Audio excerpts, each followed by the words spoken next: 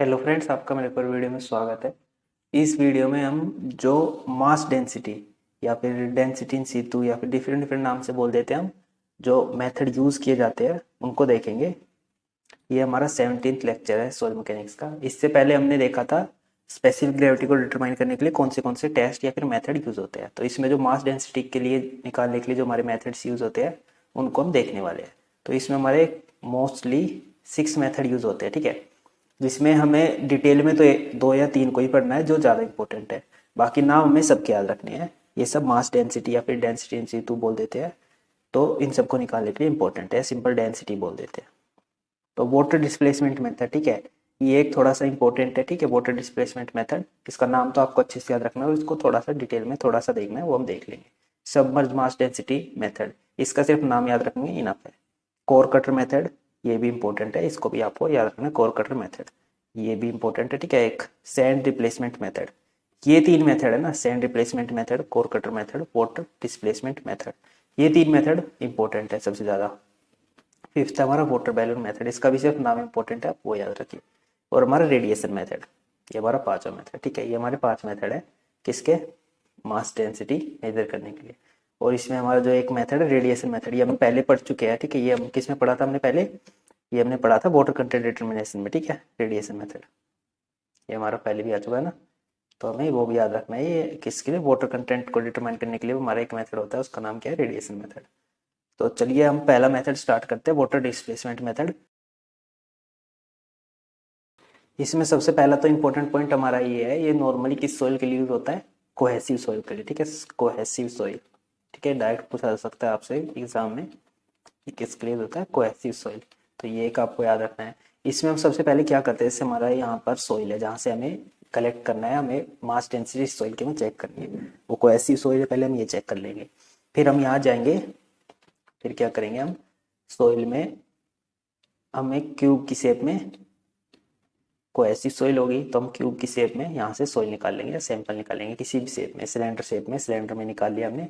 यहाँ से हम क्या ले लेंगे, सैंपल। ये हमारा सैंपल बाहर आ गया और इसका वेट क्या होगा, W1, ठीक है। ये हमारा W1 का क्या हो गया, सैंपल हो गया, ठीक है। इसके बाद हम क्या करेंगे, इसका अगर हम बोले तो इसका यूनिट वेट क्या होगा, इसका यूनिट वेट हम बोल सकते हैं, यूनिट वेट क्या होता है, वेट डिवाइड बाय वॉल्यूम। तो W1 डिवाइड बाय वॉल्यूम 1, इसी की वॉल्यूम बोल देंगे हम, ठीक है, इसकी कुछ वॉल्यूम होगी। तो इसके बाद हम क्या करेंगे, इसके ऊपर हम एक वैक्स लगाते हैं, ठीक है। उस वैक्स का नाम क्या होता है, पैराफिन वैक्स। ये हमारा सैंपल था, ठीक है, इस पे हम वैक्स लगा देंगे। इस पे हमने चारों तरफ वैक्स लगा दी, वैक्स लगा देते, इसका नाम होता है पैराफिन वैक्स, ठीक है।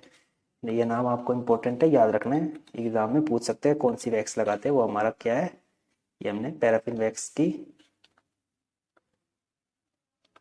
फिन वैक्स, ठीक है, पैराफिन वैक्स, जिसकी हमें यूनिट वेट ऑफ वैक्स हमें क्या होता है, नॉन होता है, नॉन होता है, ठीक है। ये हमें पता होता है पहले से, जो पैराफिन वैक्स है उसका यूनिट वेट हमें नॉन होता है। तो इस सैंपल को हमने कोटेड कर दिया, तो इसका वेट क्या निकल के आएगा, इसका वेट निकल का है W2। तो ठीक है, फिर इसको हम क्या करेंगे, ये हमारा कंटेनर है एक, जो पानी से भरा हुआ है, इसके अंदर इसको हम डिप कर देंगे। ये हमारा सैंपल पैराफिन की कोटिंग के साथ, पैराफिन वैक्स की कोटिंग के साथ, ठीक है, इसके अंदर हमने क्या कर दिया, डिप कर दिया। तो डिप कर देंगे तो इसमें से जो पानी बाहर निकलेगा ना, इसको हम मेजर कर लेंगे, जो पानी बाहर निकलेगा बड़े कंटेनर में रख के, ठीक है, उसमें जो पानी गिरेगा फिर उसको मेजर कर लेंगे। तो हम क्या बता सकते हैं, वो आर्किमेडीज प्रिंसिपल होता है, उससे हम बता सकते हैं वाटर डिस्प्लेस जो होगा, मतलब ये पानी को मेजर करेंगे, वाटर डिस्प्लेस जो होगा वो किसके इक्वल होगा, वॉल्यूम ऑफ स्पेस में, ठीक है, इसके इक्वल होगा, इसकी वॉल्यूम के इक्वल होगा जो वाटर यहाँ से डिस्प्लेस होगा इस कंटेनर, ठीक है। तो अब हमें क्या निकालना है, वॉल्यूम ऑफ सोइल मास। पहले तो सबसे पहले इसकी हमें वॉल्यूम निकालनी है, वॉल्यूम निकाल लेंगे तो हमारा यूनिट वेट निकलेगा, यूनिट वेट निकलेगा तो हम मास डेंसिटी निकाल सकते हैं, ठीक है, सिंपल से। तो हमें वेट तो हमें पता है, बस हमें क्या चाहिए, वॉल्यूम, जो है इसकी वॉल्यूम पता करनी है, इस सोइल सैंपल की। इसकी वॉल्यूम जब हम पता कर लेंगे तो फिर हमें क्या पता चल जाएगा, हम इसका यूनिट वेट या फिर मास डेंसिटी हम इजी से कैलकुलेट कर सकते हैं, ठीक है। मास डेंसिटी हम कैलकुलेट कर पाएंगे। तो उसके लिए हमें क्या करना पड़ेगा, पहले तो हमें V1 की वॉल्यूम पता करनी है, ठीक है। V1 हमें पता करना है, तो इसके लिए हमें करना पड़ेगा, अगर हम टोटल वॉल्यूम में से इस पूरे पैराफिन वैक्स के साथ हम पैराफिन वैक्स की वॉल्यूम माइनस कर दे, तो हमारी ये वॉल्यूम निकल आएगी अंदर वाली जो सॉइल सैंपल हमारा है, और ये वॉल्यूम हमारी किसके इक्वल हो जाएगी, तो हम लिख सकते हैं यूनिट वेट हमारा क्या होता है, वेट डिवाइड बाय वॉल्यूम। तो हम वॉल्यूम को लिख सकते हैं weight divide by unit weight. तो हम unit weight volume of wax, तो यहाँ जैसे वॉल्यूम ऑफ वैक्स है तो यहाँ यूनिट वेट भी किसका हो जाएगा, वैक्स का। तो इसको हम ऐसे लिख सकते हैं यहाँ पर। और वेट हमारा क्या हो जाएगा, W2 माइनस W1। तो W1 माइनस कर देंगे अंदर का सैंपल, बाहर के पूरे वेट में से, दोनों प्लस के वेट में से हम अंदर वाला वेट माइनस कर देंगे W2 माइनस W1। तो क्या हो जाएगा हमारा, पैराफिन वैक्स का क्या आ जाएगा, वेट आ जाएगा हमारा, ठीक है। तो हम इसको लिख सकते हैं W2 minus W1 divide by unit weight of wax.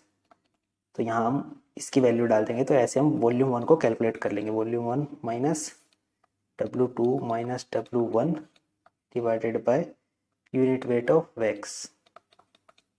ऐसे हम क्या निकाल लेंगे, वॉल्यूम 1 निकाल लेंगे, उससे फिर हम मास डेंसिटी कैलकुलेट कर सकते हैं। सिंपल ऐसे हमें इसको कैलकुलेट करना होता है, ठीक है। बाकी एक बार मैं लिखवा देता हूँ। बाकी हमारा ये मेथड कंप्लीट हो गया, W1 W2 और ये V1 और V क्या है, ठीक है। एक बार ये मैं लिखवा देता हूँ बस, ये फॉर्मूला तो इतना इंपॉर्टेंट नहीं है, बस आपको समझ आना चाहिए कि कैसे इस मेथड से हम कैलकुलेट करते हैं। अगर हम फील्ड पे या कभी भी किसी कोई हमसे पूछ ले, तो अगर आप ये प्रैक्टिकल फील्ड पर करेंगे ना तो आपको याद हो जाएगा। मैं एक बार बस ये लिखवा देता हूँ सारी चीज़ें।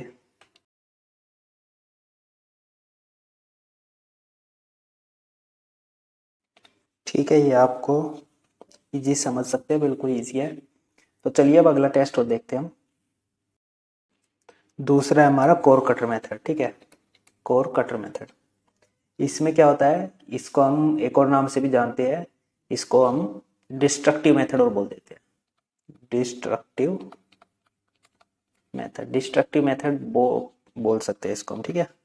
कोर कटर मेथड नाम हमें याद रखना है। वैसे इसमें हमारा सैंपल होता है एक सर्कुलर होलो से सिलेंडर सा, हमारा इसमें वो होता है, हमारा मोल्ड होता है, ठीक है, जिसको हम सोइल के अंदर डाल के डायरेक्ट हम, ऐसा होता है, ठीक है। कुछ इसको हम सोइल में डालेंगे, पंच करेंगे सोइल में, और फिर सोइल का सैंपल हम कलेक्ट कर लेंगे, ठीक है।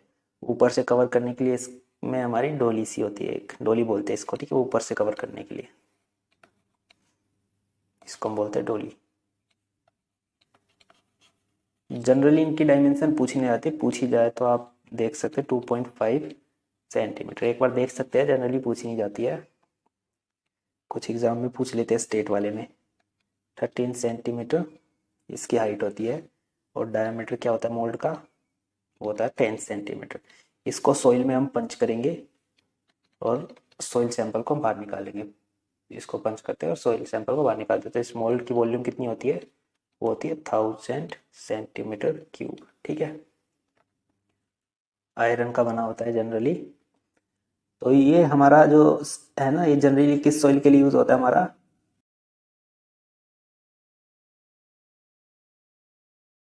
तो इसमें हम जब ये सॉइल सैंपल को हम इसमें पंच करके बाहर निकालेंगे, फिर सॉइल सैंपल का हम वेट कर लेते हैं, मशीन पे रखेंगे पूरे इसी कंटेनर को, पूरे सैंपल को, इसको हम मशीन पे रखा तो इसका वेट आ जाएगा, W2 वेट आ जाएगा। वेटिंग मशीन है, ठीक है। तो W2 आ गया, ये हम इसका वेट तो हमें पता होता है, ठीक है। मोल्ड का वेट हमें पता होता है, इसका क्या आता है W1 वेट है हमारा मोल्ड का, ठीक है। तो हम इसमें से W1 माइनस कर देंगे तो हमारा क्या निकल आएगा, वेट ऑफ सैंपल, ठीक है। ये हमारा W2 वेट हो गया। तो वेट ऑफ सैंपल निकल आएगा, हमारा वेट ऑफ सैंपल निकल आएगा। वॉल्यूम हमें पता है 1000 होती है, तो वेट ऑफ सैंपल तो हम यूनिट वेट आराम से कैलकुलेट कर लेंगे, ठीक है। मास डेंसिटी भी निकाल देंगे फिर, तो यूनिट वेट हम यहाँ से ऐसे कैलकुलेट कर सकते हैं। ये सिंपल सा मेथड है, ज़्यादा इसमें कुछ ऐसा है नहीं नया कुछ पढ़ने का। बाकी फिर हम इससे और भी चीज़ें कैलकुलेट कर सकते हैं, ड्राई डेंसिटी कैलकुलेट कर सकते हैं। अगर हम वाटर कंटेंट वाले मेथड से वाटर कंटेंट कैलकुलेट कर लेते हैं तो हम ड्राई डेंसिटी भी कैलकुलेट कर सकते हैं इसकी। तो वो कैसे, हमारा सिंपल गामा यहाँ से हमारा कैलकुलेट हो गया 1+W, तो हम यहाँ से ड्राई डेंसिटी को भी कैलकुलेट कर सकते हैं इसी मेथड में। अगर हमने वाटर कंटेंट के जो मेथड थे डिटरमाइन करने के 7 मेथड, उनसे हम किसी मेथड से वाटर कंटेंट निकाल लेते हैं। तो last method sand replacement method, वो थोड़ा और इम्पोर्टेंट है, उसको और देख लेते हैं, फिर हम इस वीडियो को ख़त्म करते हैं। आगे हम छोटी छोटी वीडियो में सॉइल मैकेनिक्स को कंप्लीट ख़त्म करते रहेंगे ऐसे ही। तो लास्ट मेथड और देखते हैं अभी। तो हमारा लास्ट थर्ड मेथड जो इम्पोर्टेंट है, इसको हम थोड़ा डिटेल में पढ़ना है, वो हमारा सैंड रिप्लेसमेंट मेथड। इसमें पहला पॉइंट तो हमारा ये है फील्ड मेथड, ठीक है। और ये सुटेबल किसके लिए होता है, सैंड, ग्रेवल, ड्राई सॉइल या फिर कोहेशनलेस सॉइल के लिए सबसे ज़्यादा सुटेबल है, ठीक है। इसका थोड़ा कॉम्प्लिकेटेड होता है, वीडियो में तो आपको अच्छे से समझना है, पर मैं आपको पूरी कोशिश करूंगा समझा सकूं। अगर आपने ये मेथड फील्ड पर किया होगा ना, तो आपको समझने में बहुत आसानी होगी, और आपको अगर एक बार समझ आ गया तो आप इसको कभी नहीं बोलेंगे। आपने नहीं किया तो मैं पूरी कोशिश करूंगा इस वीडियो में अच्छे समझा सकूँ। तो इसमें कुछ ऐसा हमारा इक्विपमेंट होता है, ठीक है। यहाँ से कवर होता है, नीचे हमारा कौन सा बना होता है, ठीक है।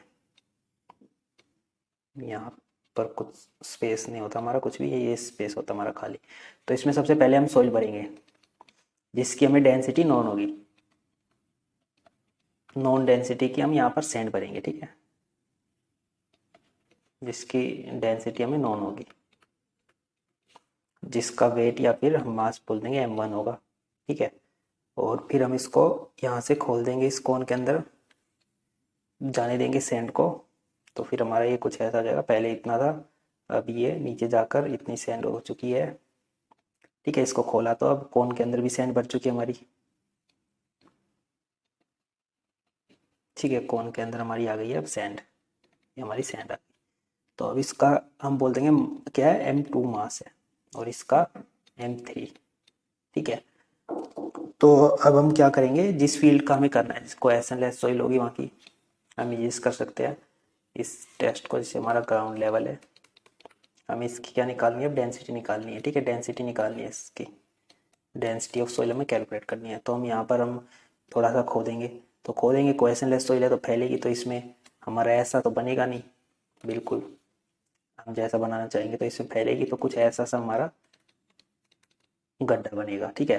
तो फिर हम क्या करेंगे, इस पूरे अपरेटस को यहाँ ले जाएंगे, इस पे रखेंगे,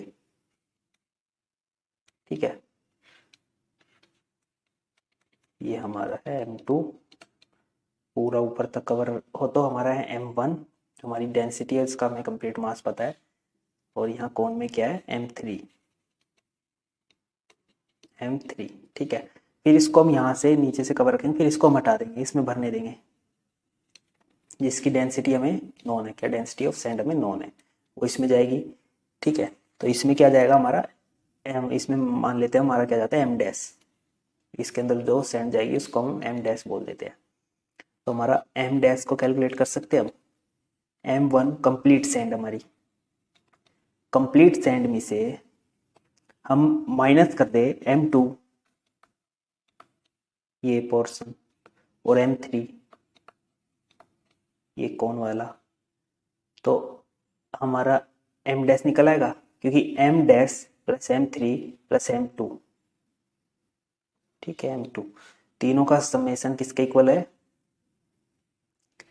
m1 के इक्वल है, ठीक है। तो हम ऐसे कैलकुलेट कर सकते हैं।